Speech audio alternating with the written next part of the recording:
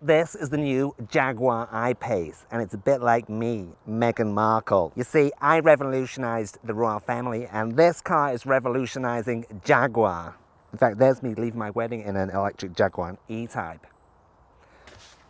Yeah, that's enough of that. I just had it left over from a garden party. Anyway, this new Jaguar I-Pace, it starts from £63,000. But if you want to see how much you can save on a new car, click on the pop-out banner in the top right-hand corner of the screen or on the link below the video to go to carwow.com. I really like the inside of this I-Pace. It feels like a proper Jaguar in the way that it's got a sporty seating position. So the steering wheel is at the perfect location. Of course, you can adjust it for height and reach, so it doesn't matter if you're big or small. And it's jacked up, so you get a good view out, but you sit quite cocooned in the car. It's nice, and the quality is pretty much about as good as I've experienced in any modern Jaguar. So there's soft material on the dash that extends down here. You've got shiny bits here. You've got fabric on the door trim. The steering wheel's nice as well, and you can control various functions using the buttons on the steering wheel. And you've got a digital driver's display, of course, because it's a modern car, and so it should have digital dials, not analog ones. It's quite easy to actually flick through the different menus and stuff. It's not as nice and bright as the latest systems you get from Audi and Mercedes, but I still like it. Then there's the main central infotainment screen here, which is widescreen. You get that as standard on this car. It's all right to use. You can get a little bit lost in the menus, and when you're driving, it's a bit fiddly to operate, but it's all right. Now, if you want to see my full in-depth review of that, click on the pop-out banner in the top right-hand corner of the screen for my in-depth infotainment system review for this car. Now, there's also another screen down here, which is for the climate control. I kind of like the idea of it, but in practice, it's not that good because depending on where you sit, you can't really see what it's saying because the screen seems to pick up light reflections. Now, you can just use the dials to set the temperature and stuff, and they're easy to see and use, but it's a bit annoying when you're driving along to be having to look down to operate that. I do like the design though, and the way they've created some storage here, and there's some more storage here. You've got deep cup holders here, which is good, and really deep central bin here with charging point there for your phone, and use stuff like Apple CarPlay. Door bins, they're large here in the front, big bottle fit in there. The glove box is a so-so size. I think many Jaguar drivers probably wear driving gloves, don't they? Yes. The thing that really stands out for me though are these seats. Now, they don't come as standard on the base model, but you get them on the HSC. They are lovely sports seats. They just feel super special. I do like those a lot. Now, let's see what it's like for people in the back. First thing to note is this. This huge wheel arch does make it a bit of a, well, you have to climb over it to get in.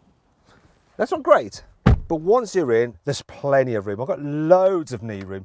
Headroom is pretty good. This has got the optional panoramic glass roof, and it doesn't eat into headspace. And also, it's not got a blind on it, so that would normally eat into headspace if you had a blind, but it doesn't have one. It uses some kind of like tinting effect like you get on sunglasses. But yeah, loads of room. The door bins here in the back are pretty small, but you do have some cup holders there, and I think this is just a little extra storage area. I don't know what you're going to keep in there. There's no through loading though on this car, which is a bit annoying. Another thing that's annoying is this. Look, Isofix.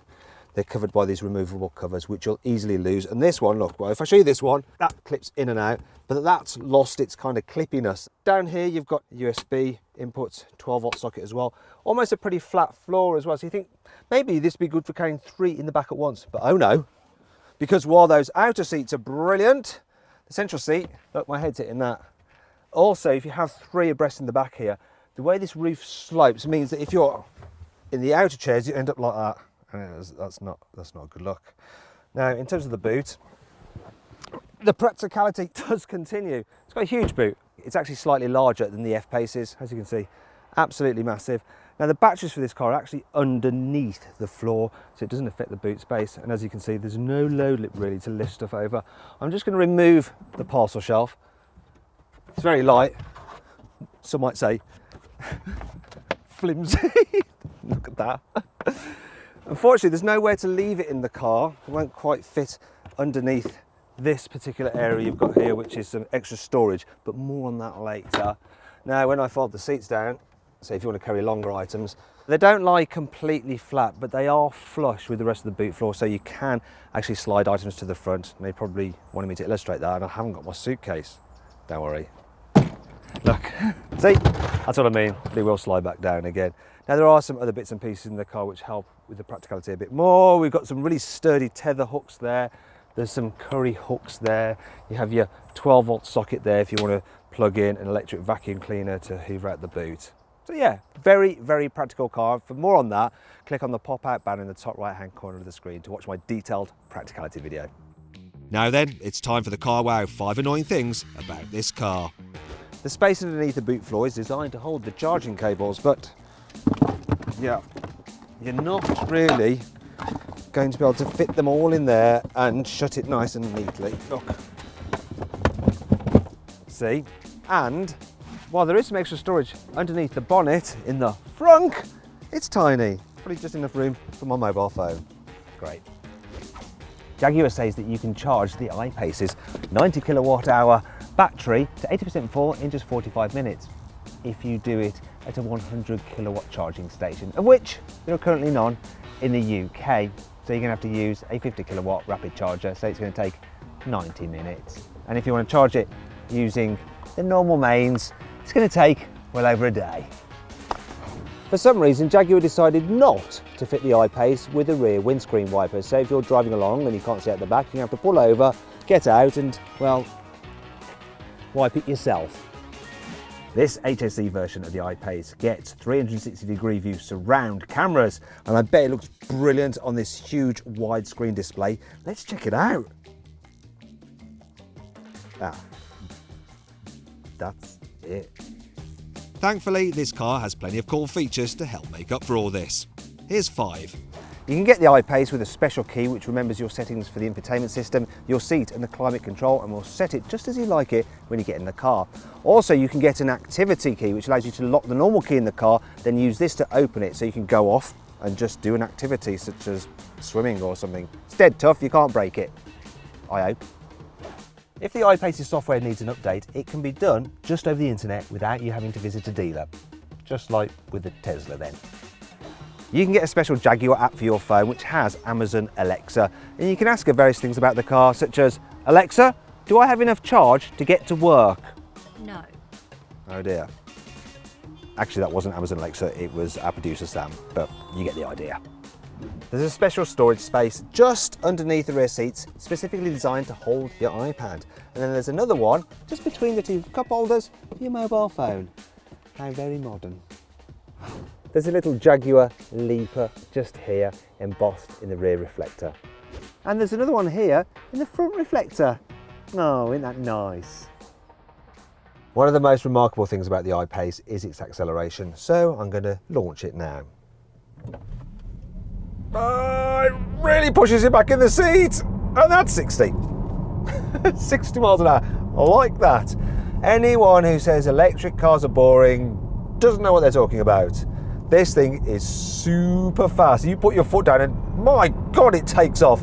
In fact, I'm sure it takes off faster than any other Jaguar. You get instant power and you've got 400 horsepower from the 2 electric motors. So all-wheel drive grip as well. It just goes.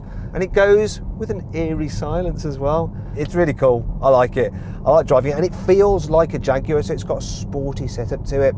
Now this does mean that the suspension can feel a little bit unsettled when you're driving around town, so it does fidget about over bumps a bit. But the faster you go, the better it gets, though most people will be driving electric cars in town, so that could be a bit of a problem. You can get the car with air suspension, which is a little bit more comfortable. Speaking of driving in town, the visibility forwards is good because you sit up high, but this pillar is pretty large. View at the back is awful though, and there's a huge rear blind spot at the rear 3/4, which isn't great. Another thing to note around town is that the brakes can feel a little bit odd. So at first you press them and nothing much happens, and then all of a sudden they're biting and you're stopping really suddenly. There's almost like 2 stages to the brakes, and that's partly due to the way that they have a regenerative effect. When you press the brake, the first part is actually using the electric motors to charge the batteries. The second part is actual proper brakes. You can just drive this car around using the throttle without actually touching the brakes, because when you lift off the throttle, you get an engine braking effect. It feels like you're really tuned into the car. Now Jaguar says this I-Pace will probably do around 300 miles on a charge, which is pretty good actually. Though the faster you drive it, the less range you'll get. But that's the same with a normal petrol car, though obviously they're just easier to fill up. Now, as you go faster, you do start to notice a bit of tyre noise. There's not too much wind noise, and obviously there's no engine noise, but the tyre noise can get on your nerves after a while. But it feels really stable and planted at speed. And that brings me on to the handling, because Jaguars are supposed to feel sporty, but this is a heavy car, 2.1 tons. Yeah, if you chuck it into a corner, it doesn't really roll much. It kind of grips and just does a great job of going round. And when you lift off the accelerator, it tucks in and it's quite lively. This feels like a proper Jaguar. It feels like an exciting car.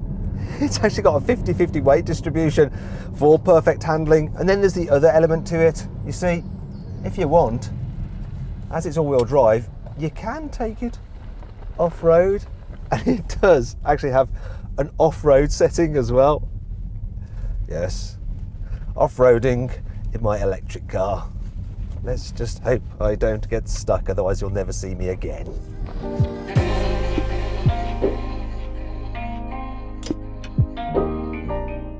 Now, if you click on the pop-out banner in the top right-hand corner of the screen, or the link below the video, you can go to carwow.com for more information on the I-Pace and to see how much money you can save on a new car. There's something I forgot to show you in the review. Look, it was this. When you close the car, the door handles go in flush. Look at that, just like on a Tesla. So then, what's my overall verdict on the I-Pace? Should you avoid it? Should you consider it? Should you shortlist it? Or should you just go right ahead and buy it? Well, I reckon if you're looking for an electric car and you want something posh that drives well, you should shortlist this. Yeah, I think it's the best Jaguar you can buy right now.